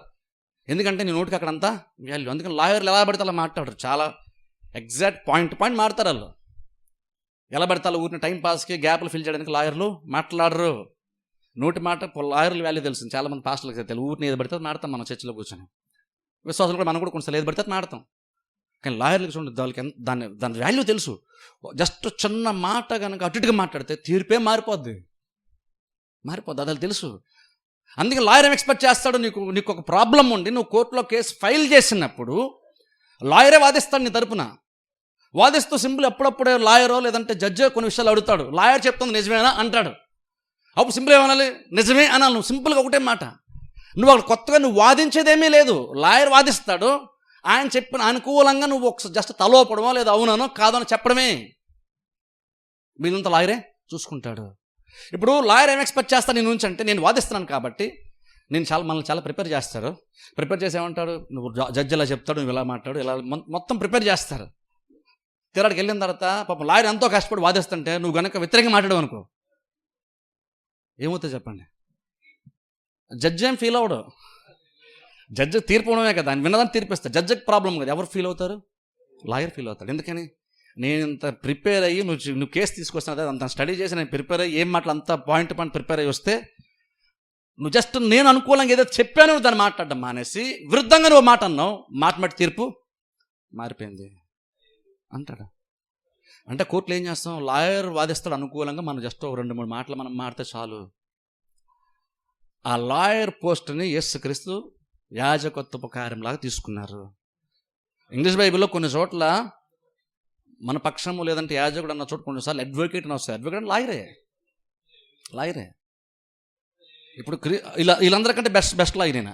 ఈయన ఏమంటారు తెలుసు, మనం దేవుని దగ్గరికి వెళ్ళినప్పుడు కొన్ని కార్యాలు మనం పొందుకోవడానికి ఈయన మనకు అనుకూలంగా మాట్లాడతాడు. ఈయన కొన్నిసారి మనం అనుకుంటాం, మనం ఎలా పొందుకుంటాం ఎన్ని కార్యాలు, దేవుడు ఎన్ని గొప్ప మేలు గురించి చెప్తాను ఎలా పొందుకుంటానంటే, అక్కడ నీ గొప్పతనం కాదు, లాయర్ ఉన్నాడు మధ్యలో, నీకు దీని మధ్యవర్తి ఒక ఆయన ఉన్నాడు. ఆయన మాట అంత బెటర్గా ఎవరు మాట్లాడారు? ఆయన బెటర్గా మాట్లాడి నీకు అనుకూలంగా తీర్పు వచ్చేలాగా ఆయన మాట్లాడతాడు ప్రతిదీ కూడా. నువ్వు ఏ విషయం జాగ్రత్త తీసుకోవాలంటే ఆయన ఏదైతే మాట్లాడుతున్నాడో అది నువ్వు గమనించు, దానికి అనుకూలంగా మాత్రమే నువ్వు అక్కడ మాట్లాడు జడ్జి ఎదురుగా, అప్పుడు తీర్పు నీకు అనుకూలంగా వస్తుంది. యేసుక్రీస్తు యాజకుడిగా ఉండి చేసే పని అది. పిటిషన్ వేసా ఉంటాం చూసారా, పిటిషన్ అంటాం కోర్టులో. బైబిల్లో కొన్నిసార్లు ప్రార్థన కూడా పిటిషన్ అని వస్తుంది. విన్నపము అన్న చోట, తెలుగు బైబిల్లో విన్నపం వచ్చిన చోట బైబిల్ పిటిషన్ వచ్చింది. అంటే సింపుల్ అదే, నువ్వు కోర్టులో పిటిషన్ వేసిన అర్థం ఏంటంటే కోర్టులో న్యాయం చేయమని జడ్జికి ప్రార్థించావు, నువ్వు విన్నవించుకున్నావు. అదే ప్రార్థన కూడా. నేను చెప్తున్నా సార్, ప్రార్థన జవాబు దొరుకుతుంది. ఎందుకు చెప్తాను తెలుసా? మనం అంత గొప్ప విశ్వాసంలోను కాబట్టి మనం ప్రార్థన అంగీకరిస్తాడు తెలియదు కాదు. నీలో కొన్ని లోటుపాటు ఉండొచ్చు, కానీ మధ్యవర్తున్నాడు చూసారా, ఈయన చాలా గొప్పడు. ఈయన నువ్వు తండ్రి దగ్గరికి వెళ్ళినప్పుడు ఈయన నీ పక్షాన మాట్లాడడానికి రెడీగా ఉన్నాడు. ఈయన ఎంత బాగా యేసుక్రీస్తు ఇప్పుడు వచ్చి వాదించారంటే, ఎన్ని కేసులు క్రీస్తు వాదించారంటే, ఇప్పుడు వచ్చి ఒక్క కేసు కూడా ఈ లాయర్ ఓడిపోయిందే లేదు. అలాంటి లాయర్ మన ఫైట్ మనకు అనుకూలంగా ఫైట్ చేస్తున్నాడు కోర్టులో, దేవుని దగ్గర. సాతాను మనం నిందిస్తున్నాడు, మనల్ని ఆరోపిస్తున్నాడు, మనల్ని దోషులు అంటున్నాడు. కానీ క్రీస్తు వాదించి నిర్దోషులు అంటున్నాడు. ఇప్పుడు చూడండి అక్కడ ఏం జరిగింది. అక్కడ క్రీస్తు మనకు అనుకూలంగా యాజకత్వపు కార్యాన్ని క్రీస్తు జరిగిస్తున్నాడు. ఇప్పుడు అందుకన్నా నీ నోటి మటుకు అంత చాలా ఇంపార్టెంట్ అన్నాను. ఎందుకంటే ఈ లాయర్కి అనుకూలంగా నువ్వు మాట్లాడు చాలు, నీ జీవితంలో కార్యాలు జరుగుతాయి. ఎగ్జాక్ట్ అదే మాట్లాడమని చెప్పట్లేదు, కానీ అనుకూలంగా నువ్వు మాట్లాడడం నేర్చుకుంటే కార్యం ఆటోమేటిక్గా జరుగుతుంది. అందుకని చూడండి, అందుకే ఇప్పుడు చూడండి, మీరు ఆలోచిస్తే ఇప్పుడు అర్థమవుతుంది మన నోటి మాటకి ఎంత విలువ ఉందో. అప్పుడు నోటి మాటకి ఎంత విలువ ఉందో నీకు అర్థమైనప్పుడు చర్చకొచ్చి నువ్వు పాడే పాట ఎంత విలువైందో నీకు అర్థమవుతుంది. నువ్వు ప్రాబ్లం గురించి మనం మాట్లాడడం కాదు అక్కడ, నువ్వు దేవుని గురించి, దేవుడు ఏదో వాగ్దానం చేస్తాడు దాని గురించి మాట్లాడడం నేర్చుకోవాలి. ఎందుకంటే దేవుడు చేసిన ఏ వాగ్దానం ఇప్పటికి వచ్చి తప్పిపోయిందో లేదని భక్తులు చెప్తున్నారు. అప్పుడు పరిస్థితులు ఈజీగా మారతాయి. ఎవడైనా ఈ కొండను చూసి, ఎవడైనా సరే అందులో నువ్వున్నావు, నేనున్నావు, మనం ఉన్నాం. ఒకటే, దేవుడు ఏదైతే వాగ్దానం చేస్తే దానికి అనుకూలంగా మాట్లాడి నేర్చుకోవాలి. యెహోషువ, కాలేబు లాగా, రాహాబు లాగా అలా అనుకూలంగా మాట్లాడితే మన జీవితంలో దేవుడు కార్యం జరిగిస్తాడు. ఒకటే ఏం చేయాలంటే, నువ్వు ఒకటే జాగ్రత్త పడాలి. దేవుడు ఏదైతే వాగ్దానం చేస్తాడో దానికి అనుకూలమైనటువంటి రీతిలోనే నీ నోటి మాట ఉండాలి. కొన్నిసార్లు విశ్వాసం ఉంచుతాం, కానీ బయటికి వెళ్ళి ఎలా పడితే అలా మాట్లాడతాం, మొత్తం అంతా పాడు చేసుకుంటాం. కోర్టులో కేసు గెలవాలి, నీకు నిజంగా సిన్సియర్గా ఉంది, చాలా ఆశపడ్డావు, లాయర్కి ఫీజు కూడా ఇచ్చావు నువ్వు, కానీ అక్కడికి వెళ్ళాక నువ్వు తప్పు మాట్లాడావు, గెలుస్తామా?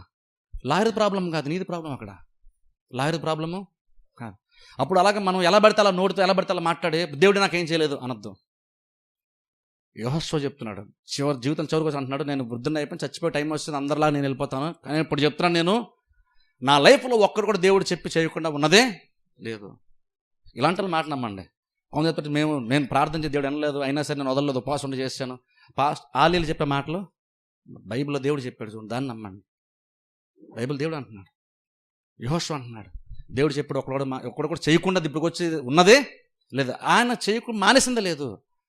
అప్పుడు అంటే బైబిల్ ఎంత ఇంపార్టెంట్ అవ్వాలి మనకి, వాక్యం ఎంత ఇంపార్టెంట్ అవ్వాలి, వాక్యాన్ని ఎంత ఎక్కువ నమ్మాలి.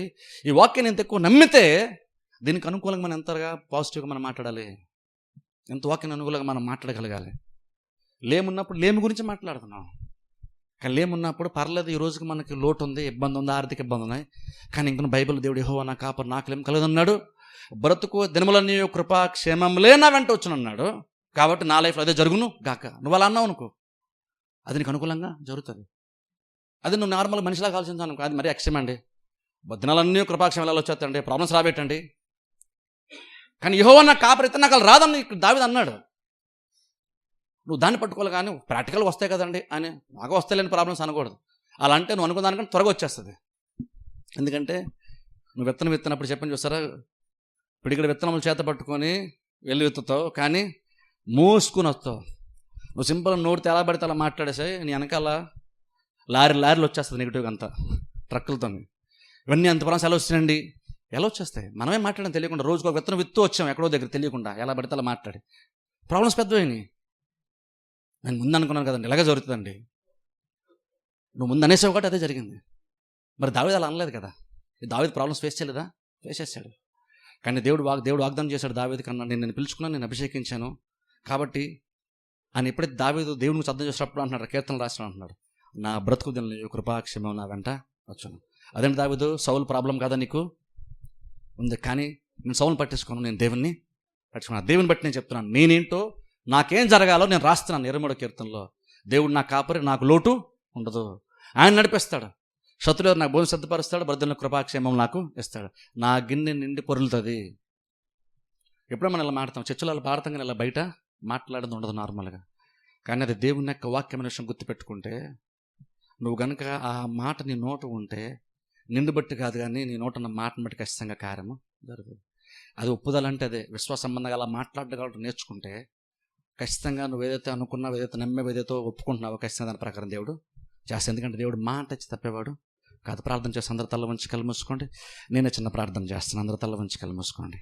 మమ్మల్ని మిక్కిలిగా ప్రేమిస్తున్న మా పరమ తండ్రి, పరిశుద్ధ దేవ, నీ పరిశుద్ధమైన శ్రేష్ఠ నామం నాకు వందనాల స్తోత్రాలు చెల్లిస్తున్నాను తండ్రి.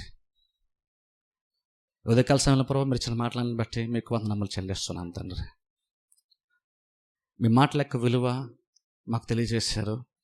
మీ వాగ్దానం ఎంత గొప్పదో, ఎంత ఉన్నతమైనటువంటివో, అవి ఎంత సమర్థవంతమైనటువంటి ప్రభా, ఈ వాక్యం యొక్క గొప్పతనాన్ని మాకు తెలియజేశారు ప్రభా.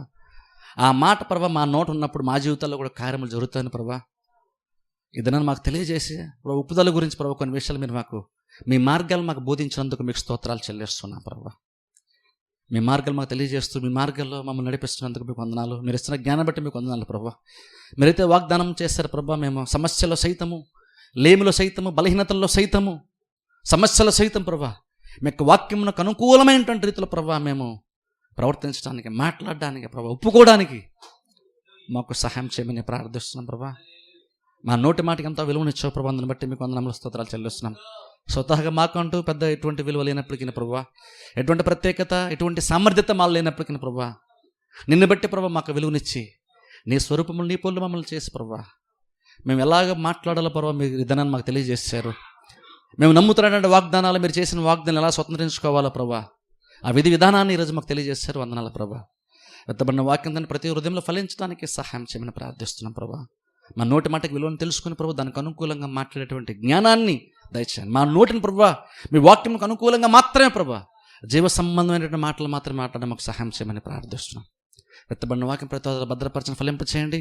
ఈ వాక్యాన్ని బట్టి ప్రభా వారి నోటి మాటను మారు వార్చుకోవడానికి సహాయం చేయమని ప్రార్థిస్తున్నాం. మాకు ప్రధాన యాజకుడు ఉన్నందుకు మీకు స్తోత్రాలు ప్రభా.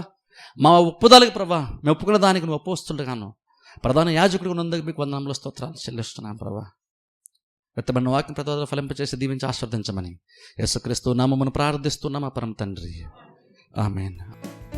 మరణలోయలో నీ తిరిగినను, దేనికి భయపడను. మరణలోయలో నీ తిరిగినను, దేనికి భయపడను. ప్రభువు నాకు తోడయుండి దుడ్డు కారయుధన